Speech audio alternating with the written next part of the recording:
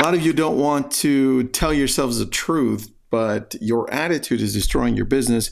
Some of you, on the other hand, your attitude is helping attract the right people to your business. I'm a strong believer that the science behind emotions impacts your life. And we need to understand what that looks like, because your attitude, for the most part, is in control of what's happening. Your outlook on everything that's happening is determining where you are going. Negative, positive. And I've got some science behind it too. So I've got this great Google Doc. We're going to go over 1, 2, 3, 4, 5, 6, 7 things I'd like you to focus on today that I know will impact you for the better, so that you can start taking control of your real estate business. And look, it's not always about prospecting. It's not always about going to farm and returning calls and doing all this stuff that we're being told. We need to focus on ourselves first, internally. If we're broken inside, guess what? We're not showing up. We're not showing up for people. And this business is all about people. So let's go. Here I've got Dr. Barbara Fredrickson. Here's what she's got. She's a psychologist at the University of North Carolina who developed the Broaden-and-Build Theory of positive emotions. You all heard positive emotions, so not mumbo jumbo, this is science. Her research shows that positive emotions like joy, gratitude, and love, joy, gratitude, and love, expand our ability to think creatively, solve problems, and this is the best one, build stronger relationships. You see that? It's like how you feel determines the relationships you build, because nobody wants, this is common sense, right? But nobody wants to connect with people that are draining, that are looking at the same thing you're looking at and saying, oh, that's stupid. Who wants to do that? Because look at the opposite here. In contrast, she says, negative emotions such as fear and stress narrow our thinking and cause us to focus only on immediate threats. And you see that on social media, right? Doesn't matter what side you're on. You see it on social. It expands. Everything on social expands. And you see people then, because they're focused on fear and they have these negative emotions, they're focused on what they conceive as immediate threats. Oh my gosh, look at that. That's going to destroy us. Look at what's happening over here. That's just terrible. Our whole world's going to end. Meanwhile, all around you, open up your MLS. And I'm just talking about real estate. Open up your MLS. Homes sold. Last time I checked, homes sold in my area. Homes sold in your area. Right? Now, of course, I'm oversimplifying it, but you get the point. Next, Dr. Daniel Kahneman. By the way, if you haven't read any of his books, pick them up. Kahneman is spelled Kahneman. Kahneman. Nobel Prize-winning psychologist explored how emotions influence decision-making. Here's what he said. His research found that people are more likely to make impulsive, ooh, I like that. That should solve my problem for real estate. Ooh, this too. I need this, and oh, I need a pretty website, right? Oh, I need lead gen. This is cool. Yeah, let's pick that up. Impulsive, right? People are more likely to make impulsive, short-term choices when experiencing negative emotions. I'm just telling you like it is here. This is the science, right? I feel like real estate agents, me, right? We fit this mold perfectly. It's like, uh-oh, crap. Now, while positive emotions, Daniel Kahneman says, positive emotions help us make calmer, more rational decisions. And what does that mean? That means now I'm looking at this as a longer term play when I go into real estate. I'm looking at this and saying, okay, I know I'm going to be in the business for a while. I better make decisions long term. That means if I'm going to farm here, let's plan on doing it for 2 years. If I'm going to pick this up, that means I need to learn this, and learning it means I need to understand how to use this over a long period of time, and I need to get used to it. This is what it says too. This explains why feeling overwhelmed and anxious often lead to poor judgment, while feeling balanced and optimistic allows us to make smarter choices. It's clear. Now, here's how we maximize positive emotions more often. Number one, write this down. If you need this, I've got the Google Doc, but write it down anyway. Practice gratitude daily. You've heard this, right? But when you focus on practicing gratitude daily, you're shifting your mind. You're like, okay, I am going to now focus on the things that I am grateful for. I'm looking for it daily. Because you could also do the opposite, right? You could look at the things that are negative. It's your choice, right? I choose to look more for what I'm grateful for. Studies show that writing down 3 things you are grateful for each day can rewire the brain to focus more on positive experiences. And what does that do? That reduces stress and increases the feeling of happiness. And what are we? In essence, we're just feelings. Like a lot of us don't even have control of those. That's how we show up, right? Your attitude, that's all it is. It's mindset. Number 2, engage in physical activity. What I tell you, motion enhances emotion. It is science. You dump chemicals that make you feel good. So think about this. Exercise releases dopamine and serotonin, and they're known as the feel-good chemicals. There's a whole bunch of books written on this. And anytime I'm feeling a little bit like maybe a little bit sad, a little down, maybe I lost a client or a really good transaction, which happens to all of us, I try to become more aware of it and say, okay, I think I need to go run a little bit. I think I need to go take a walk. I think I need to go jump on the treadmill or work out, right? I need to get back into a state where I can make better decisions. So engage in physical activity. Number 3, surround yourself with positive people. Here's what I wrote down here on this one. The emotional contagion theory.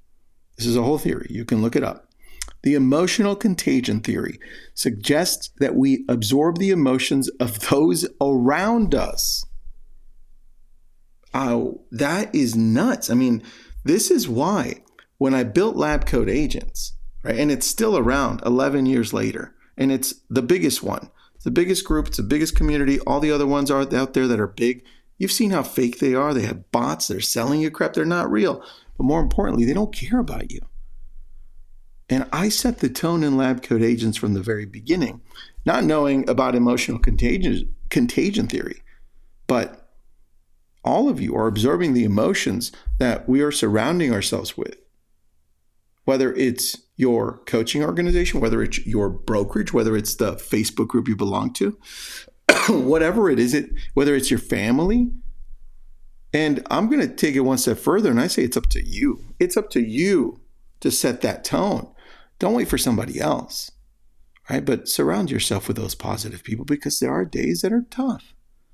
You want people to pick you up. You want people to show you that there's an easier, better, smarter way of doing things and use that to motivate you. Number 4, control your focus. Here's what I put. I put Dr. Martin Seligman. Dr. Martin Seligman. You can look him up here. I had to look him up for this. The founder of positive psychology, so yeah, that exists, found that people who focus on what they can control instead of what they can't significantly are happier and more resilient, right? Shifting away from the things that you can't control, which is practically everything but the way you respond, right? I'm going to have feelings. I'm going to get angry, sad, but what do I do right after? Crap's going to happen to me. I'm going to lose a client. I'm going to lose a home. Somebody didn't decide to work with me. Family members ended up going somewhere else and not going and using me. I'm going to be sad. But more importantly, how fast can I turn that around and how am I going to react and how am I going to then move forward? That means focusing on what you can control. I cannot control them. I cannot control that. I can only control here. And that's where you have to focus. Number 5, use mindfulness and deep breathing. Studies from Harvard University show that mindfulness meditation reduces stress, increases self-awareness, and enhances emotional regulation. Man, I wish that a lot more real estate agents would go into meditation, even if it's short, even if you use a Calm app and choose the 3-minute option, just the breathing exercise. Like right now, you're listening to this, take a deep breath with me and just relax. Just the ability to just sit there, breathe, calm down. It brings you a sense of purpose. It reminds you why you're here. And more importantly, it sets the tone internally so that you can show up better for other people. And look, I've interviewed a few different Marines at a high level. One of those was Jocko. You know, Jocko wrote Extreme Ownership. And one of the things they train on is breathing exercises. When you're in the middle of getting shot and dying and your friends next to you are getting shot at and you're in the middle of war, they teach you how to control your breathing so that you can control and regulate your emotions and then think clearly. So if you think it works for them, don't you think it works for you? The answer is yes. Breathe. Take a deep breath. Number 6, engage in meaningful work and hobbies.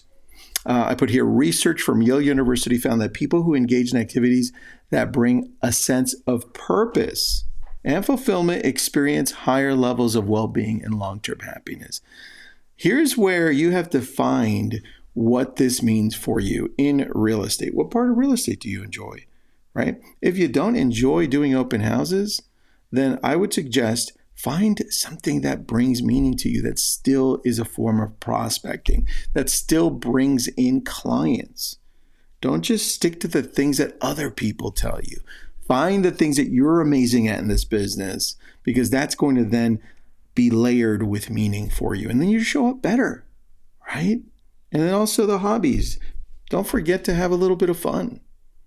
Don't forget to do the things that you enjoy. I remember interviewing Tony Horton, P90X. Everyone remembers P90X. And if you don't, it may be slightly before your time, but P90X was massive.